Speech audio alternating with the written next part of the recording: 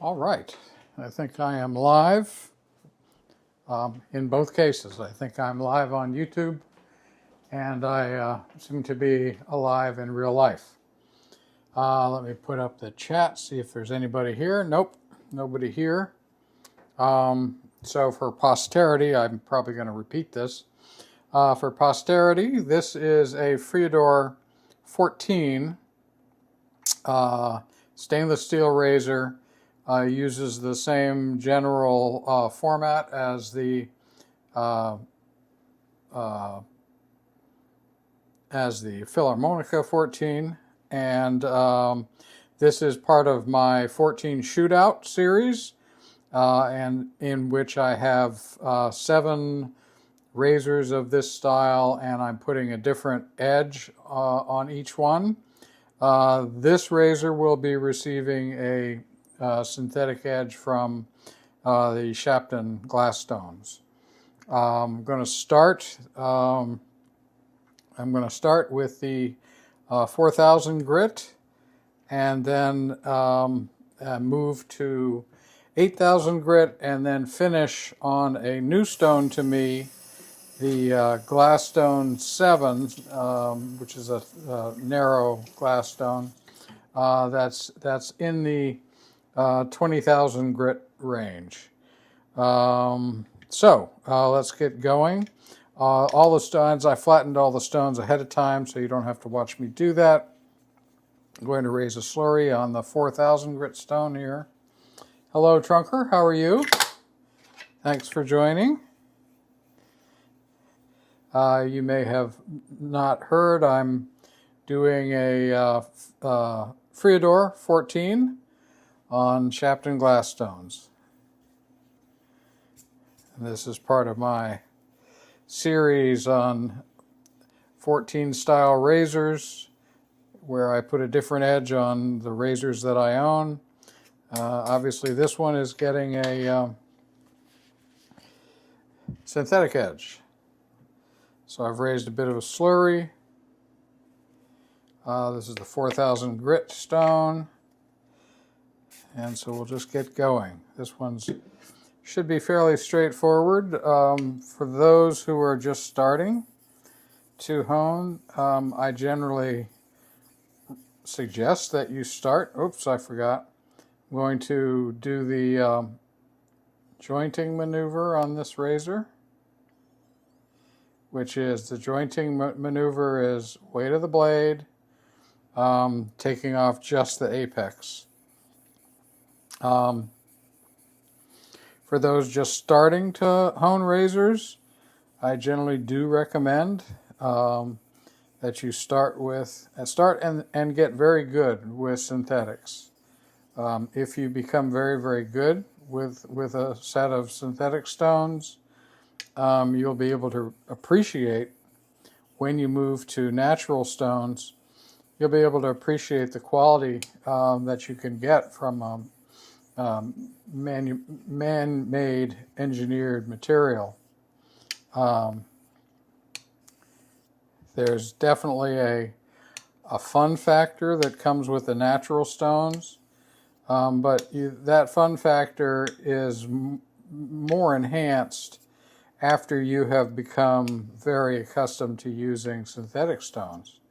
If you're not accustomed to synthetic stones, then there's an absolute, then it's just as fun to see what you can accomplish with something like these. It's only after you get bored with that having something else to challenge you becomes more interesting.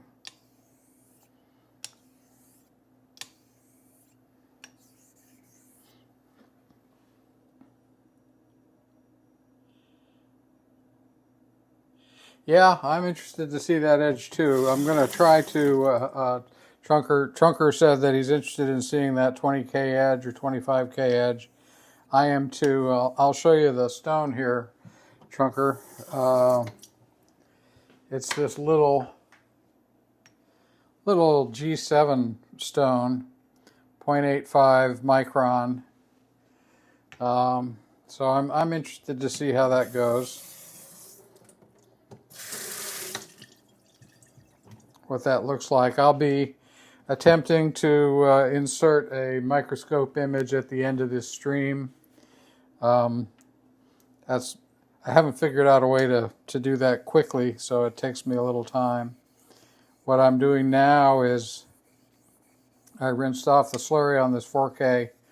I'm going to push the 4K a little bit, 4K edge a little bit. I'm working on the back of the bevel. You can see my thumbs. I'm working pressure towards the back of the bevel so that I have great coverage at 4K.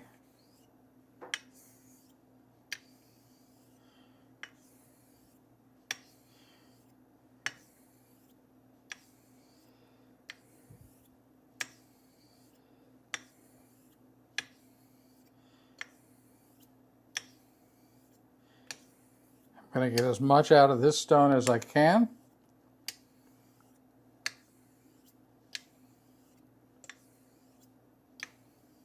Okay, let's see where we are. I pretty much know where we are from feel, but let's prove it to both me and you.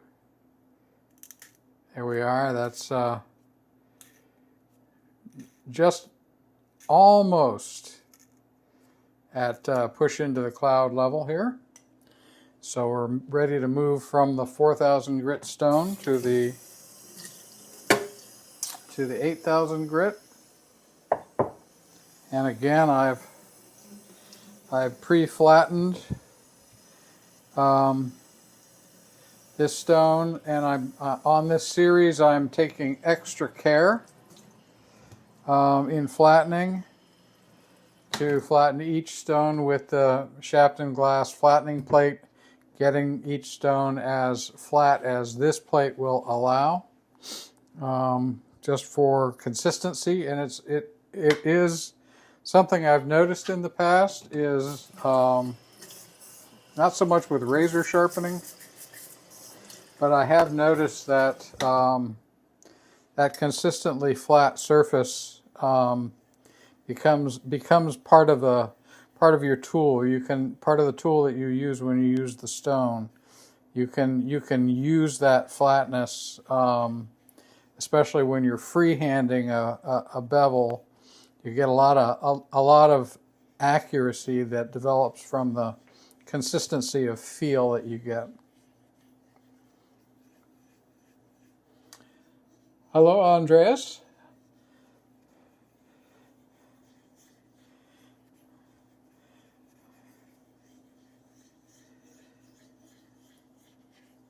Let's see. Hi from Germany. Yeah, it's about almost 9:40 in the evening in Germany. So I appreciate you joining me in your evening on a Sunday evening. Okay, so we're ready to go on this 8,000 grit. This is the 8,000 grit, which I'm, as usual, showing you upside down. That's a trademark move of mine.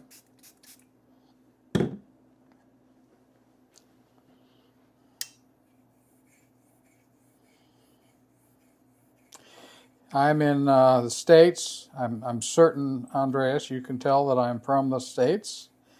I'm just now remembering a quote that a Brit made, a famous Brit. It's probably going to be somebody like Winston Churchill, said that America, the U.S. and Great Britain are two countries separated by one language.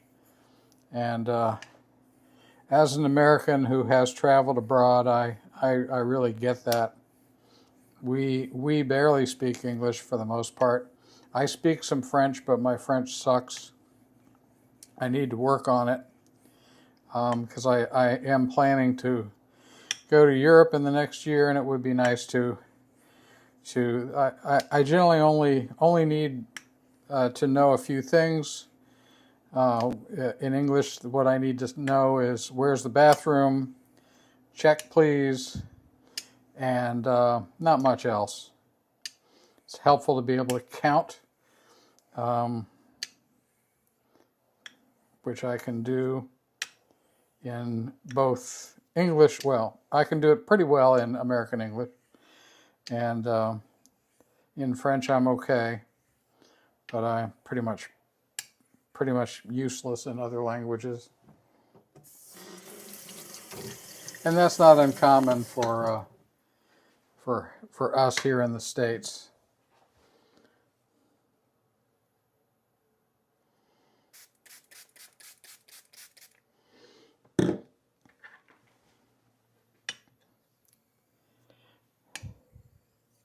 So, as an example of that, I just did the previous live stream that I did was of a Boker 14er, and I'm pretty sure that the German for that is something like Böke.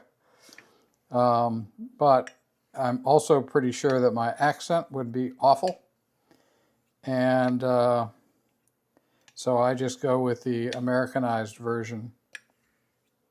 As you can see, I've got really good undercut going on this 8K. I'm scrubbing the very back of the bevel using pressure on the thumb pressure towards the back of the blade, or towards the upper side of the blade, and then pushing in that area.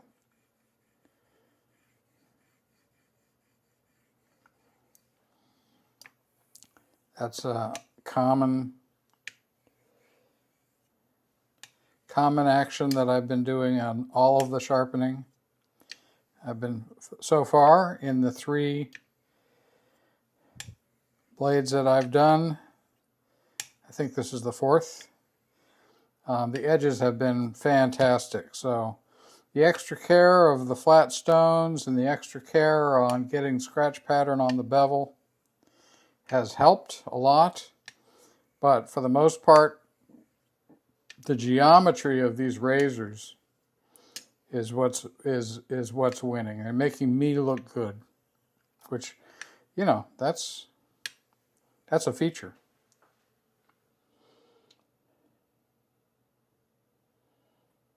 Yes, it's true. My experience, Trunker, is that most Germans speak English better than we do. Again, it's embarrassing.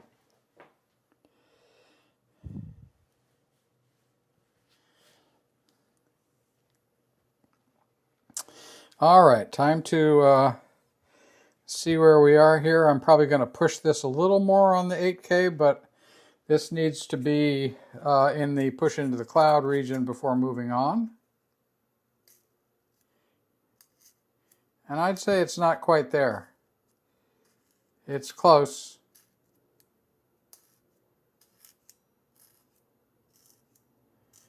Very close, but not quite there. So we're going to work on that a little bit. Gonna do a little extra here. And again, I'm really taking my time with these. I'm trying to be very precise, very detailed in my approach.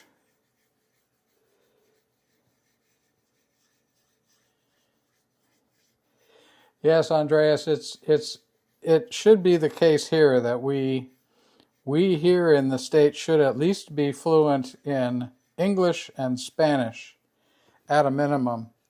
My generation, I'm a boomer, meaning baby boomer. I was born, I'm a child of a World War II veteran, which is what boomer means. There was a boom in population, boom in baby creation after soldiers got home from the war. I think that was true. That was true everywhere, not just here in the United States. So I'm starting with a slurry, almost no pressure, I'm going to sort of dilute the slurry into the mistiest one possible. And the reason I'm not too concerned with clear water is I have yet another stone to work on. I'm going to be using that stone as a finishing stone, so I'll be doing the two-stage thing there too. Very, very light slurry followed by no slurry. I like the idea, especially on a synthetic stone, of the slurry softening the apex a little bit. With synthetics, you can refine so well that it can feel a little harsh. The feeling of the razor can be a little harsh. So I think slurry helps with that.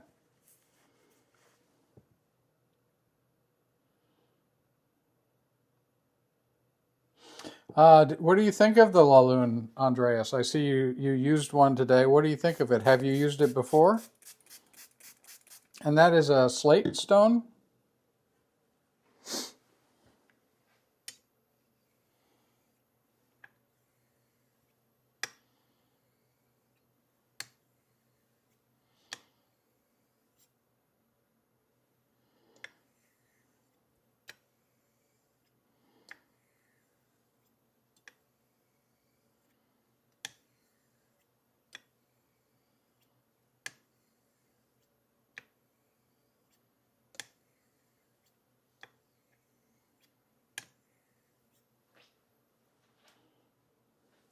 Yeah, I've seen Laloon stones before, but I have not used one.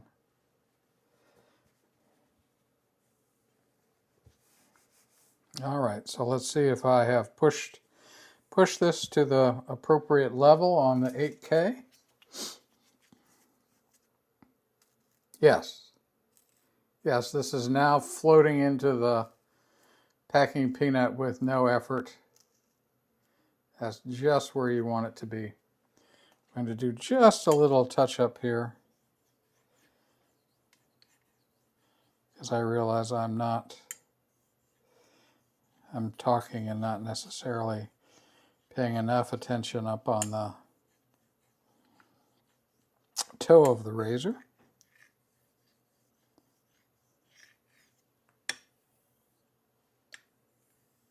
There we go. All right, let's try this new stone. I mentioned earlier, but for anybody watching this, anybody watching this not live, the next stone is a Shapton Glass 7.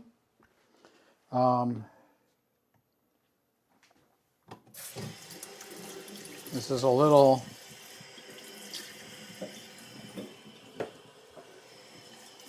1.5 inch. This one's 0.85 micron. Let's see if I can get this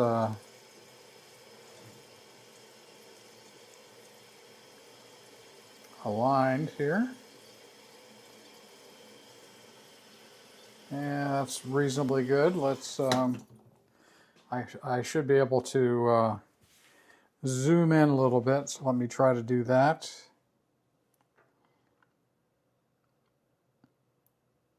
There we go. Go back to this. Hello, Robert. Robert of Robert's Reviews. Hello, how are you? Yes, well, I know it's very late for you, Robert, and you probably have work tomorrow. So, I don't know whether this will be. People tell me that my live streams and my sharpening videos put them to sleep. So, no problem. Yeah, thank you, Andreas. Slate stone, glycerin. Yeah. Really? Better than the Thuringian. I have an Escher that I like very much. Okay, so this G7 is, again, flattened. It's a brand new stone, but as I've mentioned before, I have a lot of experience, many years with synthetic stones, and they always have. And this one had a glaze on it from the manufacturing. So I flattened it to remove that glaze, and I'm raising a very, very light slurry. I'm going to do the two-step process that I talked about, very misty slurry. Hello, No Name Bear. Hi, Robert. Another Robert. We have Robert from Robert's Reviews. And we also have Robert No Name Bear. All right, so here's my first use of the G7.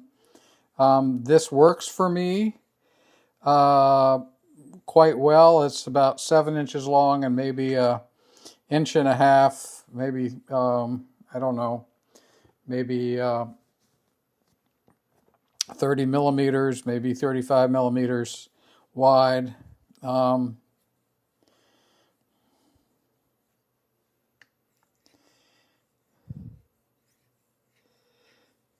What I'm doing here is very, very lightly. I'm just working what I started to say is the narrow stones work for me because I tend to think about honing each blade in sections no matter what. So I'm moving, so this is quite easy for me to simply use the small width of the stone to isolate different parts of the blade. And an advantage of this is if you feel, like right now I feel a slight difference in the apex right on the toe on this side, but it feels normal or like the rest of the blade on this side.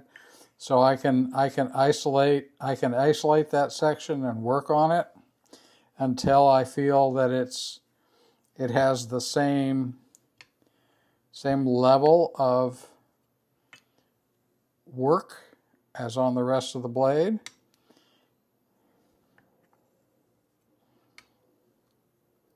And on a narrow stone like this, these I think these X strokes are far more effective because now I'm working on this section of the blade, and then I'm working on this section of the blade, and then I'm working on this section of the blade as I roll pressure. So with a wider stone, the problem is that as I move off the blade, as I move off the stone with the blade, the rest of the remaining blade that's on the stone gets more work applied to it, even though pressure's rolling, gets more work applied to it than the heel. Now you could roll this way and come back up, but that's difficult to control. All right, so I've been talking and I need to pay attention to what I'm doing here. I'm assuming I'm overdoing this, but I don't think it's going to matter. There's so little abrasion happening. I've got amazing undercut, and I also went into this with push into the cloud sharpness.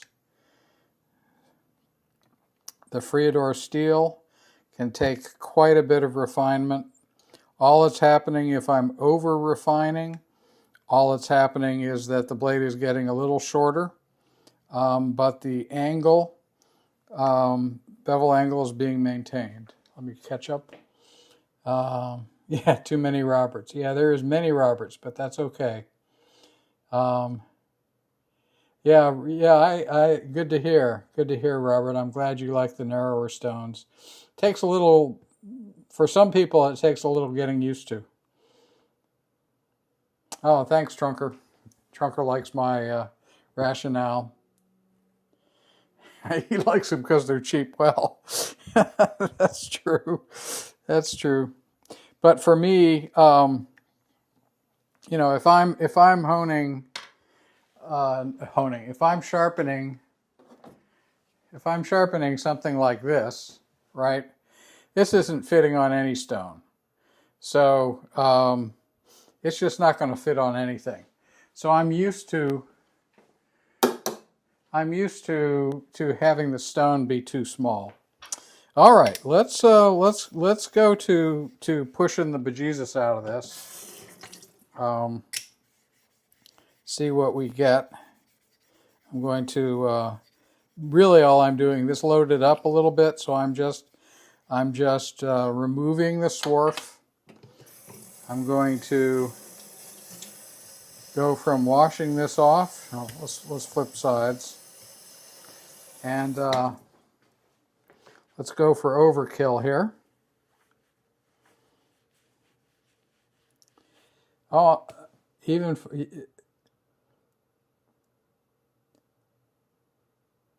oh, interesting. That's really interesting, Andreas, about Escher stones, that you cannot find them in Germany. I'm sure that it's just a name only thing, because it's hard for me to believe that you know, a Thuringian not mined by Escher would necessarily be worse. I imagine that there are. My thinking is that there are good and bad stones, no matter what, and that would be true of JNATs as well. In my case, I kind of always wanted an Escher, but I figured I'd be getting just a Thuringian. But I came across an Escher in an estate sale, and the Escher that I have now is that one. And it is, I started the shootout with that edge. No, I started the shootout with the Olympus edge. So the second one that I used, second razor that I used, had that Escher edge, and it was fantastic. As you can see, I'm getting insane undercut. The feel of the edge is terrific.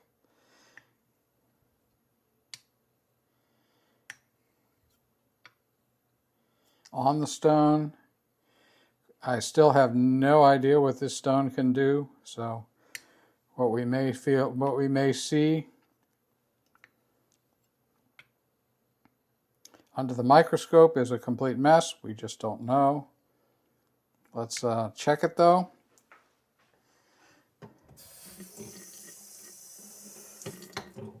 There's only so much time I can spend on these stones. The polish is pretty sweet. The bling of the polish here, I'll try to show you that. Yeah, let's see here. See if we can. There you go. You can see the dark line. I try to get you in the light here. There you go. There's the polish. There we go. There you go. Very nice polish on the bevel. All right, let's test.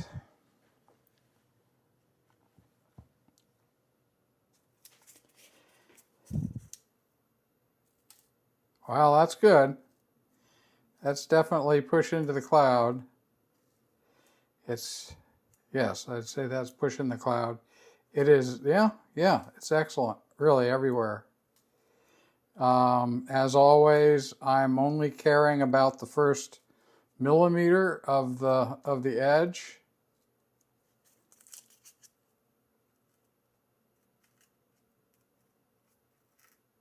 I think I may have a problem at the toe here. I may have to go back and play with that. But let's go look at this under the microscope.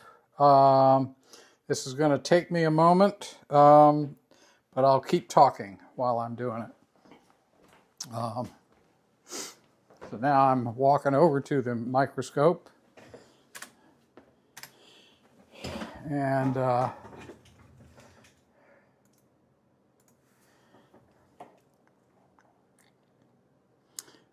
I have I'm mounting the razor into my little holders here for it. Now I'm adjusting it, so try to get the bevel orthogonal to the optical axis. And we are now under the microscope. Now comes the, going to do a quick scan here under the microscope. So I just make sure that what I'm showing you is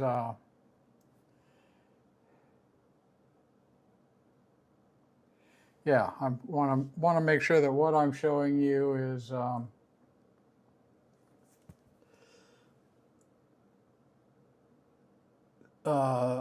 consistent with what the whole edge looks like. So let me. This takes a little while.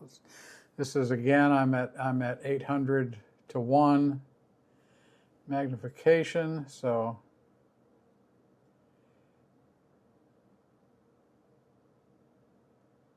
it takes a while to both focus and to do a scan. Okay, here's a representative area in the center. Looks representative of the rest of the edge.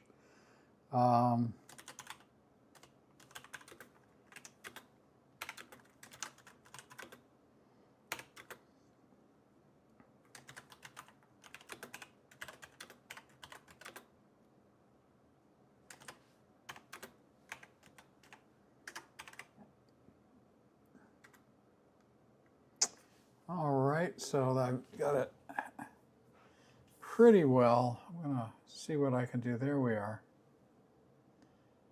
Get the lighting better. This is hard to focus. There we are. And we will save this. Sorry this takes so long. I haven't figured out a way to make it take less time.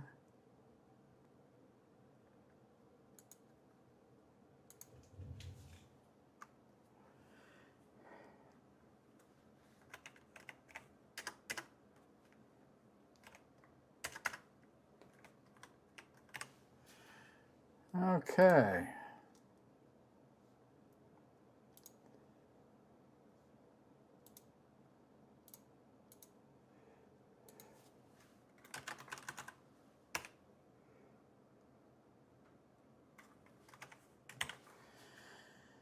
All right, so now that is saved.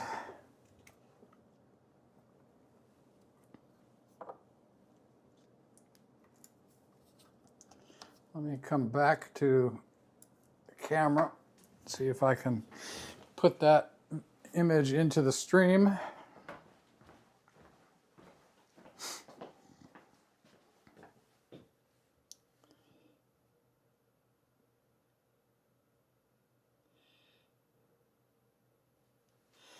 Okay, so now let's try to put this one in the stream.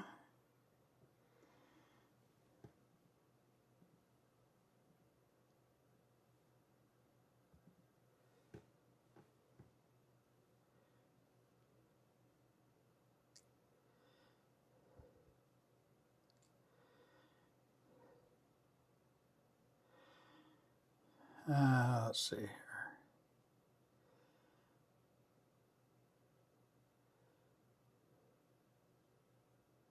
Sorry, this takes me a moment.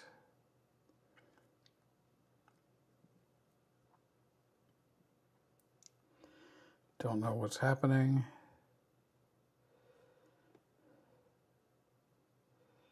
There we are. Now I'm finally navigating.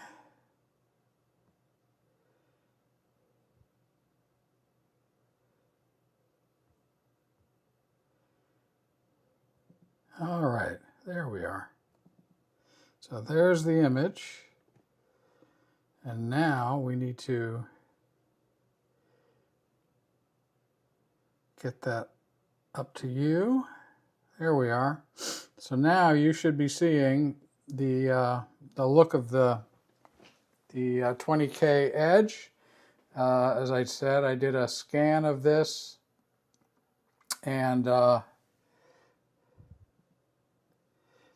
entire edge kind of looks like this. I'm probably going to go back, and I need the toe looked okay. Yeah, Trunker. Yeah, this is, you know, this is what you should be able to get from a synthetic edge. This being stainless steel, the you tend to not be able to get as super fine grained a result from stainless steel as you can from a well heat treated carbon steel. The Friodur stainless is kind of on the soft side, and seems to hone up really well. For stainless, this looks pretty good. I can, you know, this is a very nice outline. Again, you want to keep in mind that you're looking at 800:1 magnification. So at something like 100:1, you would not see that this would look perfectly smooth. The little variation that you're seeing right at the apex, that's in the between like half micron to 1 micron. I could actually measure it using my microscope. I can calibrate the microscope for doing measurements, but it's not terribly accurate as you get down into the single and multiple single digit micron area. Micron, for anybody wanting to know, is 1,000th of a millimeter, 1/1,000,000th of a meter. Okay, I'm going to call that done. Thank you so much for showing up, everybody. Appreciate the discussion. It makes it far more interesting for me, and hopefully I have accomplished my goal and put Robert of Robert's Reviews into a mood to go get some rest. Thanks again. I have a episode 3 of the 14 shootout is being edited right now, so you'll be seeing that show up on my channel in just a little bit. Thanks again, and I'll see you.